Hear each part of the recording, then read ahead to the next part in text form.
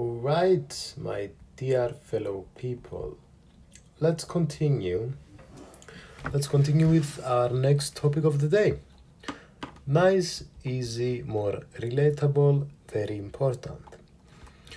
Let's start talking a bit about exercise, about the benefits, about psychology, how it affects our psychology, our body.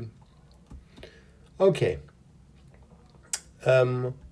Grok, I give you the mic to start. Also, in this topic, I want us to talk a bit about different kind of approaches to health promotion. And Grok, remember, answers should be quite short, 2-3 sentences max. Exercise boosts mood by releasing endorphins, reducing stress and anxiety, while improving focus and sleep. Physically, it strengthens your heart, muscles, and bones, and helps manage weight and chronic diseases. Health promotion approaches include personal training for tailored fitness, group classes for social motivation, or workplace programs encouraging active lifestyles. Want to dive into specific exercises or promotion strategies? Yeah, and perhaps it would be nice to talk them through models. So we have the biopsychosocial model. Why don't we talk a bit about that?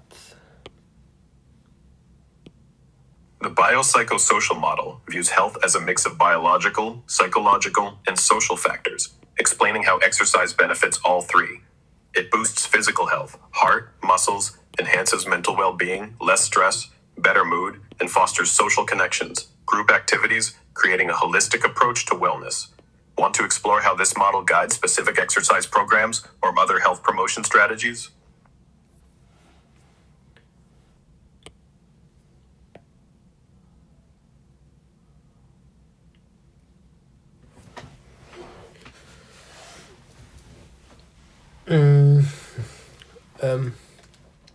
Explain to us how biological, psychological, and social factors interact with each other. Biological factors, like genetics or fitness levels, shape how exercise improves heart health or muscle strength. Psychological factors, such as mood or motivation, interact with these by boosting mental clarity and resilience, while social factors, like group workouts or community support, enhance adherence and emotional well-being, creating a cycle where each reinforces the others. Want to dive into examples of this interaction in specific exercise programs? Yeah, that would be a good idea. And I also want to jump to another model of Fisher et al. The IMB model.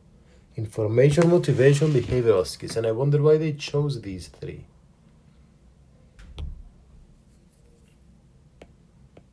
The biopsychosocial model shapes exercise programs like cardiac rehab, where physical training, biological, reduces heart strain, counseling, psychological, boosts confidence, and group sessions, social, build support, all interacting to improve outcomes. The IMB model by Fisher et al. Focuses on information, knowing exercise benefits, motivation, personal or social drive to act, and behavioral skills, practical ability to exercise correctly, chosen because they're key drivers of sustained health behavior change, ensuring people understand, want, and can stick to exercise. Want to compare these models further or explore specific exercise examples?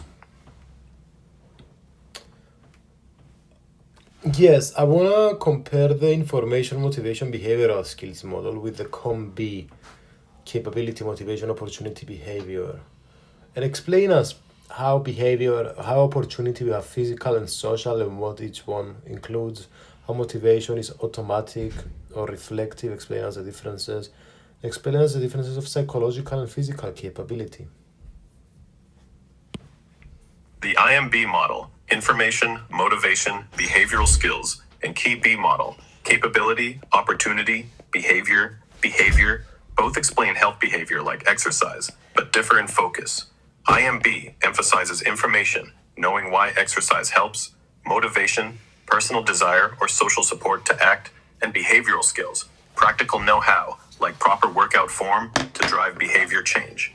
Key B sees behavior as driven by capability, physical ability, like strength, or psychological skills, like planning, opportunity, physical access, like gyms, or social support, like workout buddies, and motivation, automatic impulses, like habits, or reflective goals, like aiming to get fit.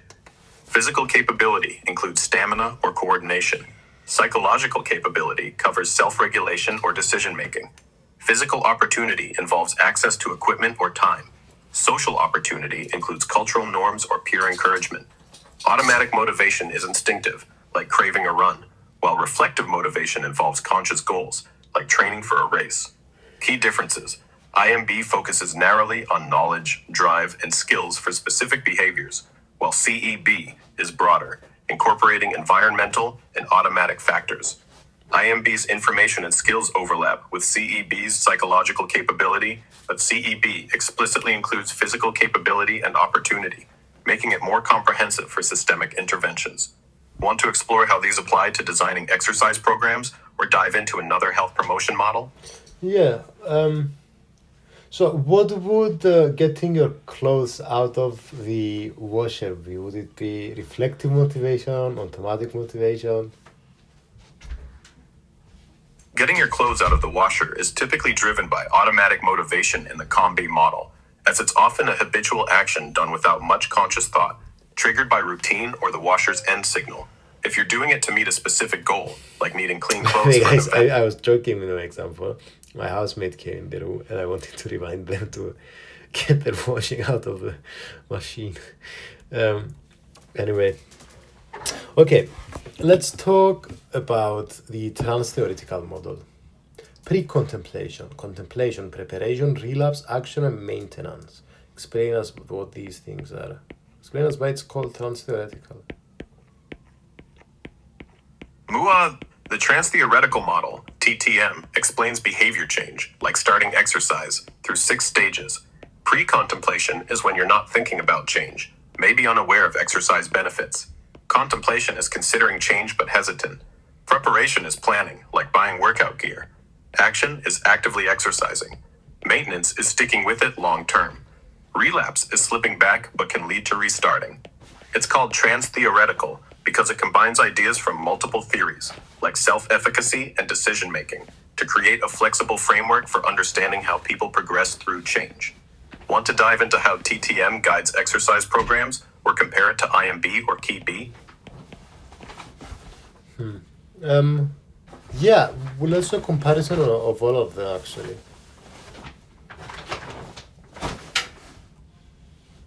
You want to compare the trans-theoretical model, TTM, IMB, and KeyB models for health behavior change, like exercise, right?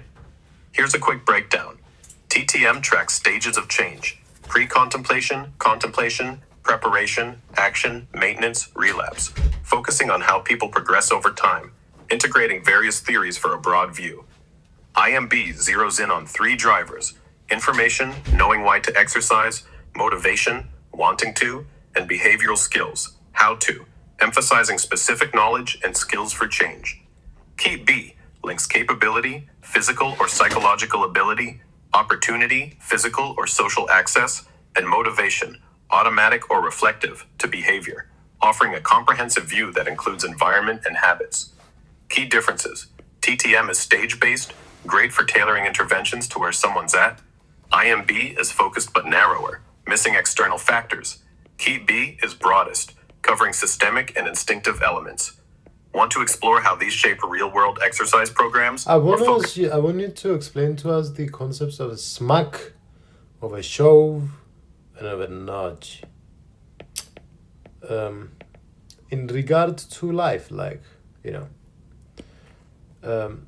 smack might be legislation, banning. But show might be a tax, and nudge might be like just a guide to make healthy options visible. I'm more of a nudge guy in general in life. Got it, you're a nudge fan. In health promotion, a smack is tough legislation, like banning smoking in public places and forcing change through strict rules. A show is a financial incentive or penalty, like taxing sugary drinks to discourage unhealthy choices, while a nudge gently guides behavior, like placing healthier foods at eye level in stores to make them more appealing without forcing anything. Want to talk about how nudges could promote exercise or compare these approaches in real-world examples? Um, no, I want to talk about types of interventions. Um, for instance, in the UK, what does the NHS do regarding smoking cessation? One-to-one interventions, group interventions, pharmacotherapy, nicotine replacement therapies.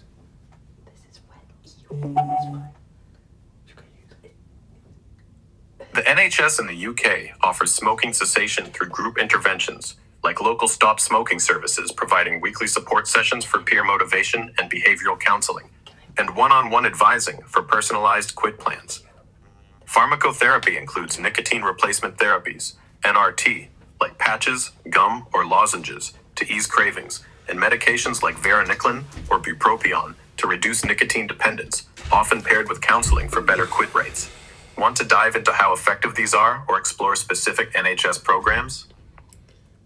Yes, and I want you to tell us if they're effective or not.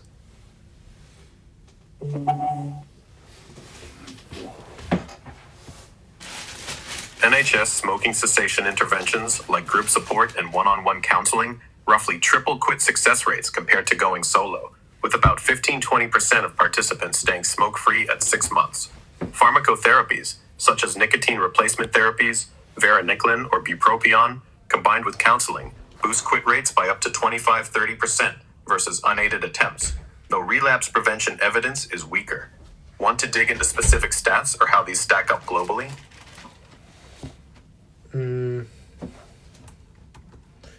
No. I want to ask you about secondary, primary, tertiary prevention. What's all that about? Primary prevention stops disease before it starts, like promoting exercise to prevent obesity or heart disease. Secondary prevention catches and treats early signs, like screening for high blood pressure to manage it before complications. Tertiary prevention reduces harm from established diseases, like rehab programs to improve function after a heart attack. Want examples of these in exercise or smoking cessation? So, in reality, if you want to be the best doctor ever, you need to stop wars. You're not wrong. Stopping wars would save countless lives, way beyond any stethoscope's reach. As a doctor, pushing for peace could be the ultimate primary prevention, cutting trauma and disease at the root. But I'll stick to explaining health for now, unless you want to dive into global peacekeeping strategies. What's next on your mind for the podcast?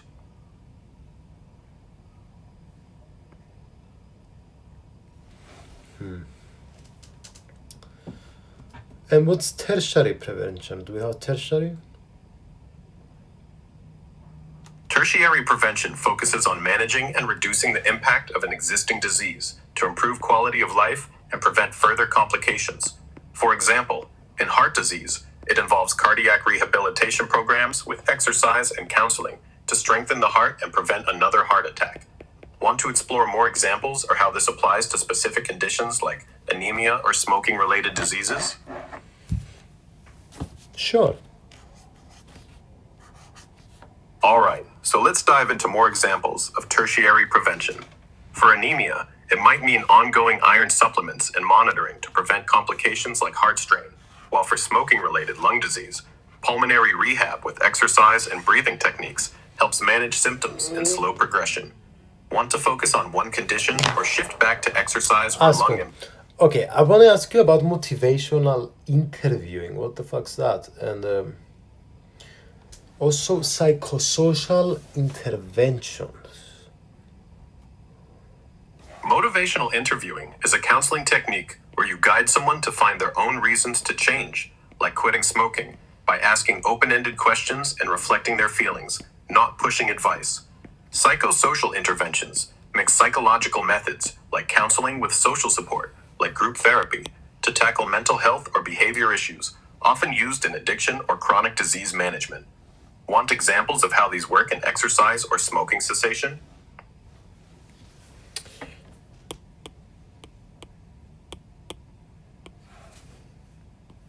Yeah. All right, so for motivational interviewing and exercise, a counselor might ask, what benefits do you see in staying active? to spark personal motivation, helping someone commit to a workout plan. In smoking cessation, psychosocial interventions could involve group therapy to share quit strategies and build support, paired with cognitive behavioral therapy to manage cravings. Want to dive deeper into how these are applied, or switch to another topic like lung imaging? I see. And what would be a lifestyle intervention? Also, talk to me about. What would be a lifestyle intervention? A lifestyle intervention is a targeted change to daily habits to improve health, like adopting a balanced diet, regular exercise, or stress management to prevent or manage conditions like diabetes or heart disease. For example, a program might include guided workouts, meal planning, or mindfulness sessions to lower blood pressure, often paired with coaching for lasting change. Want to explore specific lifestyle? Can you tell us scientific research on meditation and mindfulness?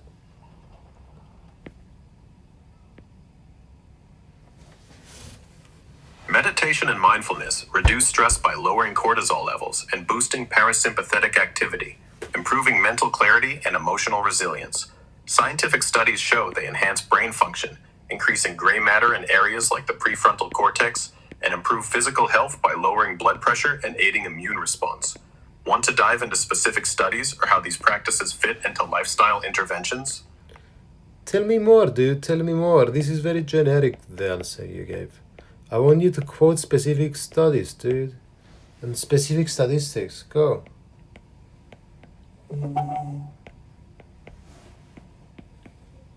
A 2019 study with 153 adults using a mindfulness app for 2 weeks showed a 22% drop in loneliness and increased social interactions compared to controls.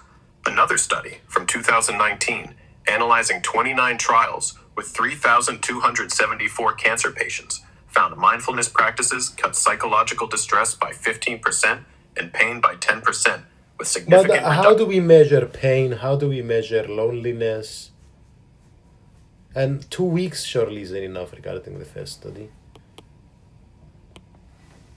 Pain is often measured using scales like the Visual Analog Scale, VAS, where patients rate pain from 0 In none. these specific studies.